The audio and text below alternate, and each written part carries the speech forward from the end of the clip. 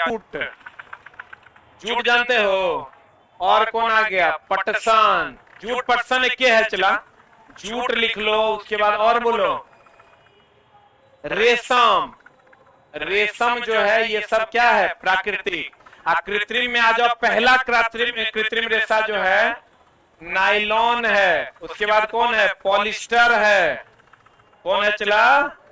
Nylon के बाद क्या है? पॉलिस्टर। कौन है?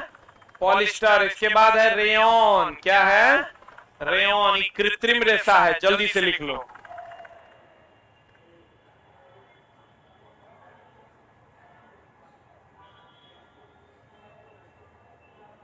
जल्दी।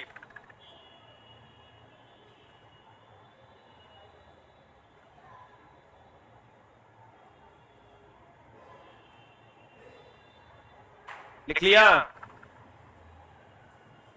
रबर की अगर हम बात करें तो रबर कहां से मिलता है? आइसोप्रीन से। और कपास कहां से मिलता है? रुई से। कपास की प्राप्ति पौधों के फूल से होती है। कपास की प्राप्ति कहां से होती है? कपास की प्राप्ति फूल से होती है। Rubber isoprene. रबर कहां से मिलता है? आइसोप्रीन। और रबर के बारे में कभी कभी पूछता है किससे मिलता है? लेटेक्स से। कहां से मिलता है चला? ये हेविया ब्राजीलियंसिस एक पेड़ है जो अमेजन के जंगलों में पाया जाता है।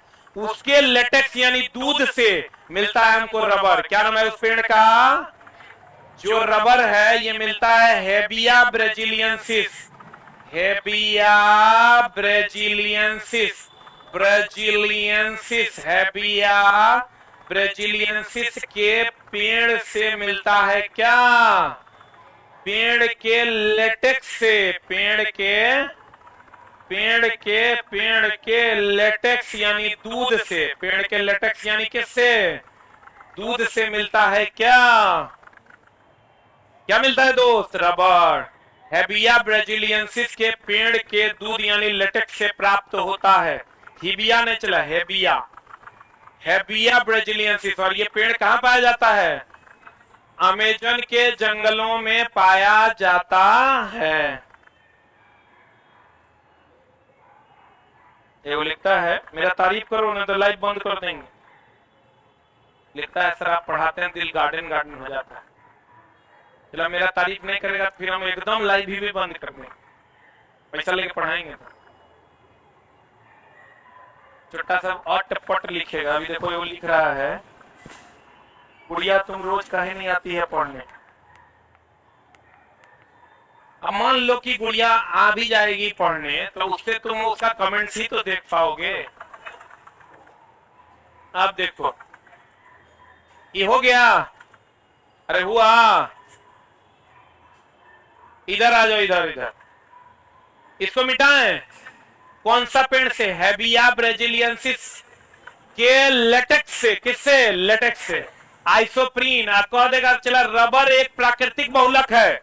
लेकिन अगर कह देगा संश्लिष्ट रबर तो संश्लिष्ट का मतलब एक कृत्रिम होता है। आ जाओ इधर। कहते हैं मेरी जान सूखे पौधों को की डंडियों को आसानी से अलग करना क्या कहलाता है? थ्रेशिंग। ये चला सबको पता होगा। किसान के बच्चे हम लोग के लिए तो नॉर्मल बात। सूखे पौधों की डंडियों से अनाज को अलग करना सब थ्रेशरिंग जानता है। लेकिन एनसीईआरटी में प्रश्न था तो ये वन लाइनर आपके सामने उपस्थित है। इस पर हम लोग ज्यादा टाइम ना देते हुए अगले में चलते हैं। अनाज से भूसी को अलग करना ये निष्पावन है। सब क्वेश्चन है एनसीईआरटी में, मजाक में नहीं लेना। अनाज से भूसी को अलग करना निष्पावन क्या है? निष्पावन कहलाता है। जिसको इंग्लिश में विनोइंग कहते हैं। क्या कहते हैं चला?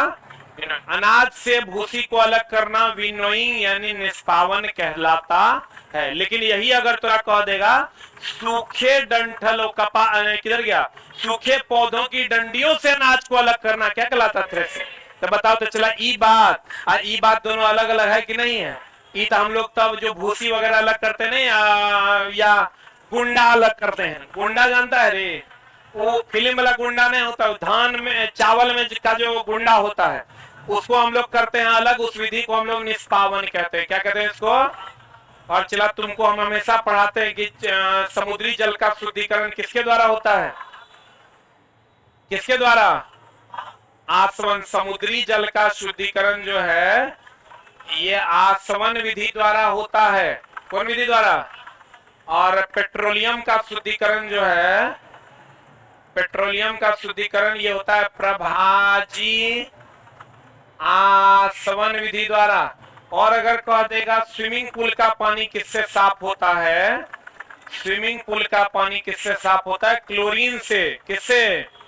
आयोडीन से भी। और अगर तुमको कह देगा पीने वाला पानी हम लोग जो साफ करते हैं फिल्टर में, वो किससे साफ होता है? पराबैंगनी किरण से। इसीलिए देखना केंट का प्यूरिफायर आप खरीद के लाओगे, उस पर लिखल रहता है यूवी प्लस। क्या लिखल रहता है? UV plus. आज तरीका लाइट कैसे कट गया? कट गया क्या? नहीं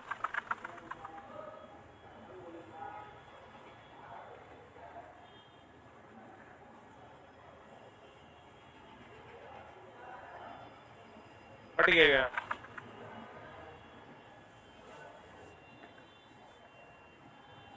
अरे ऊपर आओ, लाइट कट गया। ऊपर आओ, ऊपर कट गया। विधि द्वारा पेट्रोलियम का शुद्धिकरण प्रभाजी आसवन। स्विमिंग पूल का पानी Cl2 या आयोडीन और की गोली डाल देते हैं। बाढ़ का पानी भी चला, ये लिख लो, बाढ़ का पानी। बाढ़ का पानी किसके द्वारा? क्लोरीन। पीले वाला पानी, इसीलिए देखना केंट के प्यूरिफायर पे लिखा रहता है यूवी प्लस। कौन प्लस? UV plus. पीने वाला पानी पराबैंगनी किरण से साफ होता है। स्विमिंग पूल का पानी क्लोरीन से या आयोडीन से। क्लोरीन से कौन सा पानी? बाढ़ का पानी। बाढ़ के पानी को शुद्ध किया जाता है। पेट्रोलियम का शुद्धिकरण प्रभाजी आसवन और समुद्री जल का शुद्धिकरण आसवन। सही है। अगला प्रश्न में चलते हैं चिला जी। अगला प्रश्न आपके स्क्रीन पर ये रहा। मिश्रण के नीचे तली में बैठा अवक्षेप। हम पहले भी बोले थे, चला अवक्षेप का कुछ गुण लिख लो। अवक्षेप हम एनसीईआरटी का सवाल है कि अवक्षेप जो है पानी में अघुलनशील होता है। पानी में अघुलनशील है कौन? अवक्षेप। अवक्षेप लिख के डाल दो, लिखो पानी में अघुलनशील। आइए ठोस अशुद्धि है। कौन अशुद्धि है? चला ठोस अशुद्धि है। कौन अशुद्धि है?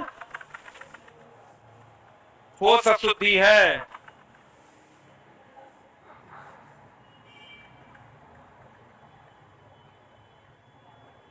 लिखें कौन अशुद्धि है?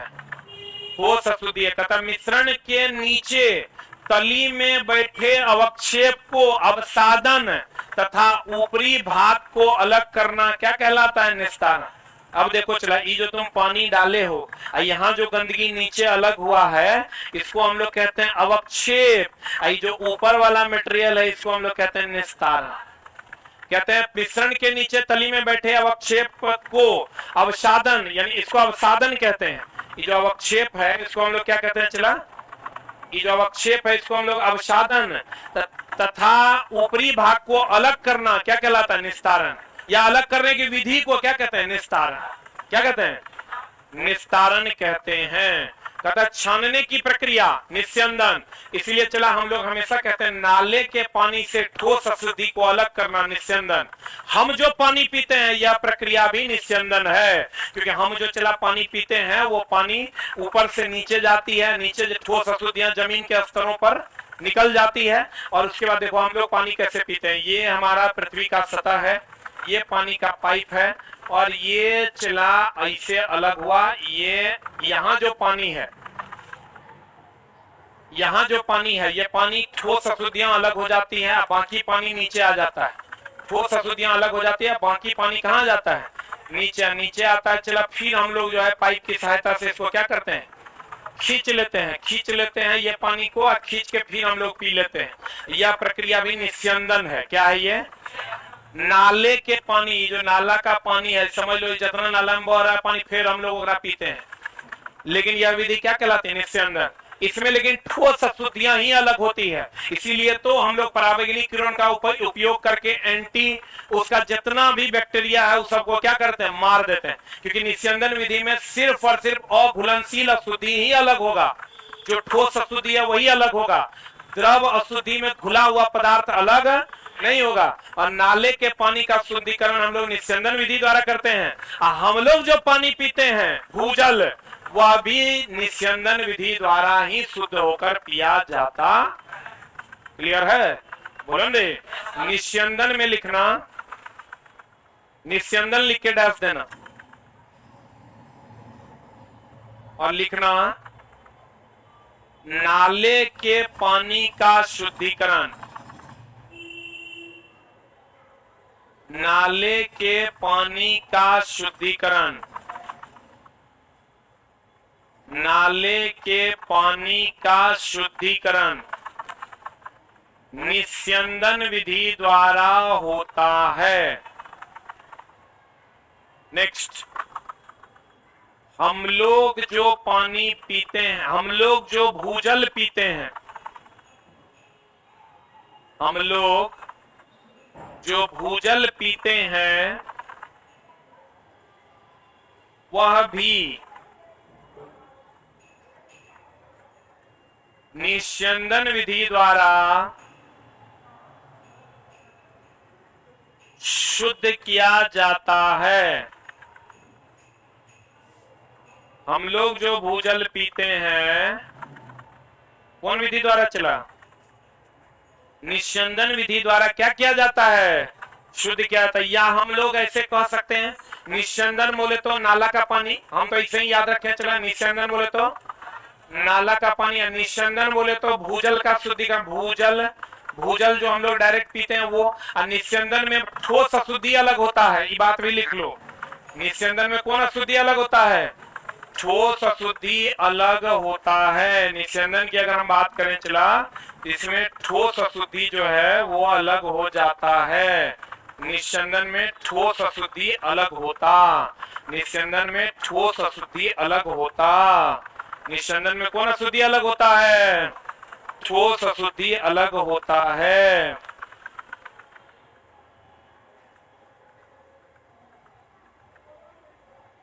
निस्यंदन में कौन अशुद्धि अलग होता है? ठोस अशुद्धि। अब चला देखो, कहते हैं क्वेश्चन कहता है, लाइन कहता है कमजोर तना जो भूमि पर फैलता है विसर्पी लता कहलाता है। ये देख लो, ये जो जमीन पर कमजोर तनाएं फैलती है इसका नाम कौन लता है? विसर्पी लता। कल हम पढ़ाए थे स्तंभ जड़ किसको कहते हैं? बरगद से जो निकलता है स्तंभ जड़ जो है, स्तंभ जड़ जो है चला, ये कहां से निकलता है? बरगद से निकलता है। बरगद से निकलने वाला आरोही जड़ किसका? आरोही जड़ किसका? आर्किड का। किसका? आर्किड की जो जड़ें होती है वो कैसी जड़ें होती है? आरोही जड़ जो है ये आर्किड में पाया जाता है। कहां पाया जाता है चला? आर्किड में। स्तंभ जड़ किसको? स्तंभ जल नहीं, स्तंभ जड़ कहां पाया जाता है? बरगद में। कहां पाया जाता है? और आर्किड को हम लोग नाइट्रोजन अवशोषण करने वाला पौधा भी कहते हैं। बोलेंगे क्योंकि इसमें नाइट्रोजन की क्या होती है? कमी होती है। स्तंभ जड़ कहां पाया जाता है? बरगद में। अधिकतर तुमको यही पूछेगा चला, स्तंभ जड़ कहां पाया जाता है? बरगद में। आप कहेगा कमजोर तना जो भूमि पर फैलता है उसे कौन लता कहते हैं? विसर्पी लता। कौन लता कहते हैं? कमजोर तना जो भूमि पर फैलता है उसे विसर्पी लता कहते हैं। कमजोर तना जो भूमि पर फैलता है उसे विसर्पी लता कहते। कमजोर तना जो भूमि पर फैलता है उसे विसर्पी लता कहते हैं। स्तंभ जड़ कहां पाया जाता है? बरगद में। कहां पाया जाता है? बरगद में। कहता है पत्ती वह भाग है जो तने से जुड़ी होती है, पर्णवृत्त कहलाता है। पत्ती का जो भाग, ये वाला भाग, यही रे, जो तने से जुड़ा होता है उसे पर्णवृत्त कहते हैं। क्या कहते हैं उसको? कभी कभी चला क्वेश्चन पूछ देता है, एनसीआर पूछता क्या है, एनसीईआरटी में दिया हुआ है, ये वाला भाग देख लो, ये जो पत्ती का ये वाला भाग है इसको हम लोग कहते हैं सिरा। क्या कहते हैं इसको? ये जो बीच वाला भाग है इसको कहते हैं, क्या कहते हैं? मध्य सिरा। क्या कहते हैं इसको?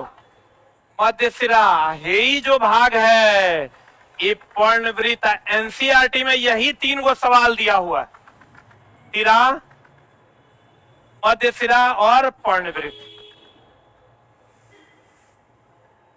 हाँ ये वाला, अरे एक के बात है,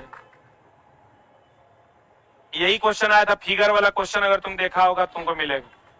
अच्छा एक बात बता चला, पौधों में वाष्पीकरण होता है कि देखो ऑनलाइन वालों तुमको भी हम एक सवाल देते हैं, बड़ा सिंपल सा सवाल है। पौधों में ऑफलाइन वाले तुम भी बताएगा, पौधों में वाष्पीकरण होता है कि वाष्पोत्सर्जन होता है? जल्दी से ऑनलाइन वाले तू भी जवाब देगा। ये क्वेश्चन हमको मिला तो बड़ा हंसी लगा कि साला कितना गड़बड़ गड़बड़ काम कर रहा है बच्चा, यहाँ पढ़ते पढ़ते मर रहा है, पूछने वाला साफे पगला रहा है। वाष्पीकरण और वाष्पोत्सर्जन में अंतर है। पानी का वाष्पीकरण होता है, बोलन रे, और वाष्पोत्सर्जन किसका होता है? पौधे में। पौधे में कहां से? रंध्र से। कहां से चला? पौधे के रंध्र वाले भाग से क्या होता है? वाष्पोत्सर्जन। पौधे के रंध्र वाले भाग से क्या होता है? वाष्पोत्सर्जन होता है। वाष्पीकरण कहां? पानी का। वाष्पीकरण कहां? लेकिन एक बात ध्यान रखना, अगर रंध्र से कह देगा वाष्पोत्सर्जन नहीं है तो वाष्पीकरण उत्तर होगा, इसका ध्यान रखना। अगर वाष्पोत्सर्जन नहीं देगा तो वाष्पीकरण सेकंड आंसर होगा। रंध्र क्या होता है? पत्तियों में जो छोटा छोटा छिद्र होता है, बोलवे नहीं करेगा। एक चीज चला क्वेश्चन पूछा था कि पौधों की पत्तियों में पाया जाने वाला पदार्थ क्या है? रंध्र है कि क्लोरोफिल है? कितना सुंदर क्वेश्चन था। पौधों की पत्ती लिख लिया? अरे लिखा, देखो ये चला, ध्यान रखना। रंध्र जो है वो छिद्र है, छिद्र है, और छिद्र और पदार्थ में अंतर नहीं है। कहीं पर चला छेद है, ईटा में अंतर नहीं है। छेद पदार्थ नहीं है। छेद पदार्थ है क्या?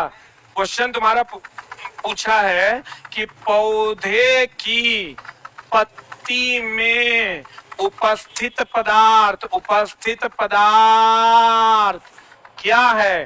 बताओ। एक ऑप्शन तो देगा जाइलम है, जाइलम है। दूसरा ऑप्शन देगा प्लोएम है, और तीसरा ऑप्शन दे देगा तुमको रंध्र है, प्लोएम है, और तीसरा ऑप्शन दे देगा रंध्र है, और चौथा ऑप्शन देगा क्लोरोफिल है। बताओ क्या होगा? क्या हो जाएगा? क्योंकि क्लोरोफिल क्लोरोफिल नहीं है, क्लोरोफिल मैग्नीशियम है। अब मैग्नीशियम तो एक तत्व है, और तत्व है मतलब पदार्थ है, क्योंकि पदार्थ 3 प्रकार का, तत्व, यौगिक और मिश्रण।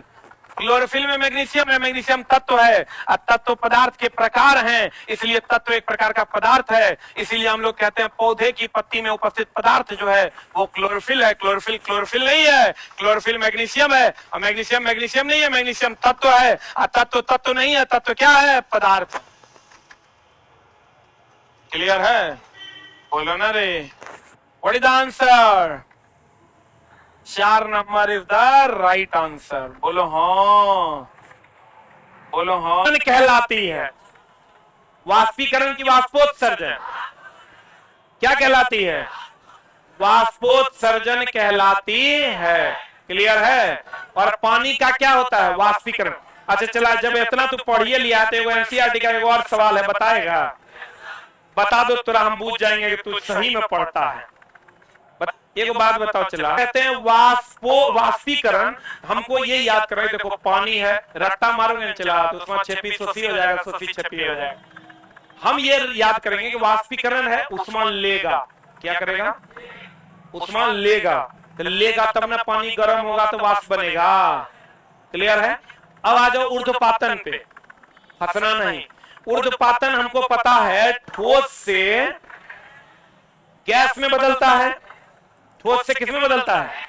गैस में। ठोस से अगर ये ऊर्ध्वपातन विधि है, ठोस से किसमें बदल जाता है? चला, ठोस से किसमें बदल जाता है? गैस में बदलता है। तो हम ये सोचेंगे कि अगर किसी को भी मेरी जान, अगर किसी को भी गैस में बदलना है, गैस में बदलने के लिए चला गर्म करना होगा कि ठंडा? द्रव को, गैस को द्रव में बदलना है ठंडा, लेकिन ठोस को गैस में बदलना है। गरम हमरा गरम करोगे तो हमरा उष्मा दो, हम लेंगे तो गरमाएंगे। इसका मतलब ऊर्ध्वपातन मतलब उष्मा गरम करेंगे तो ठोस वाष्प बनेगा, इसका मतलब उष्मा शोषी।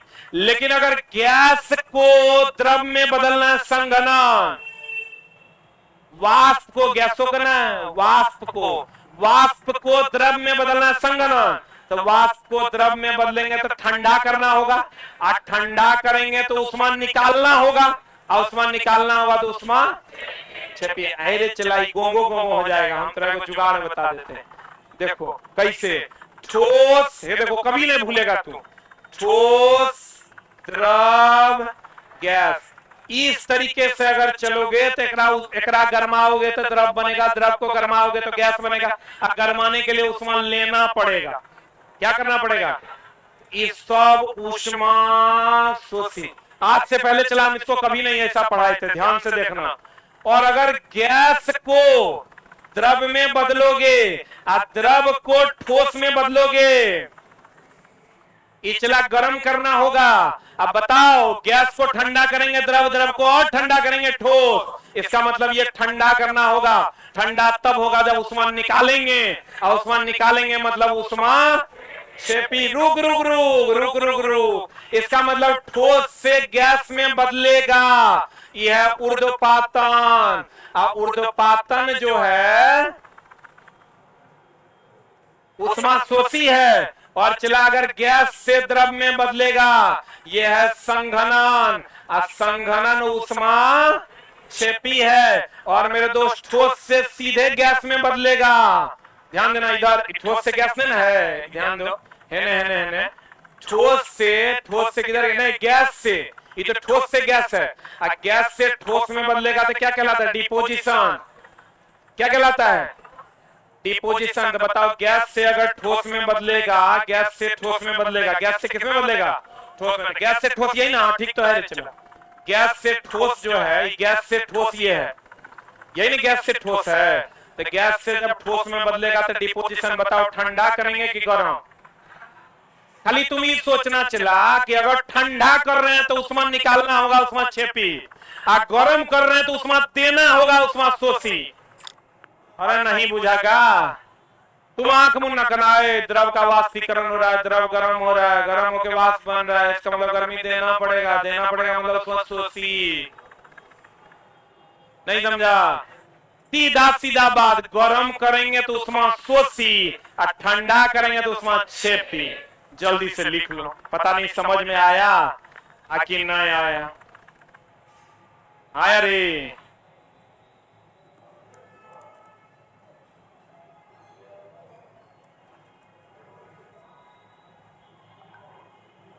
लेट जुड़े हैं, लेट टेट के कोई बात हम सुनते कहां हैं। 100% डिसिप्लिन मेंटेन करेगा तभी क्लास कर पाएगा। 6:15 से 20 मिनट में लाइव हैं हम आपकी सेवा में, डेली ओनली लाइव, सिर्फ लाइव में ये क्लास उपलब्ध होगा। 6:15। पीडीएफ कल आना लेने के लिए, आज नहीं आना, 12-1 बजे के बाद कल आना, पीडीएफ लेके जाना। और मेरी कोई गलती नहीं है पीडीएफ उपलब्ध नहीं होने। हो गया? अरे नहीं हुआ क्या? वो सीधे गैस में बदलेगा। अरे चला गर्म करेगा तो हमारा उष्मा देगा, तब ना हम गरमाएंगे। हम उष्मा शोषी, हमारा ठंडा करना, हमारा से उष्मा निकाल दो, तो उष्मा देना, उष्मा छेपी। बोलवे नहीं करेगा, अरे बोलवे नहीं करेगा, अरे जल्दी लिख। क्लियर है? बोलो हाँ। तो चला ये क्लास कब होगी? 6:15 में कल फिर होगी, और तवा थोड़ा देंगे ना तुमको।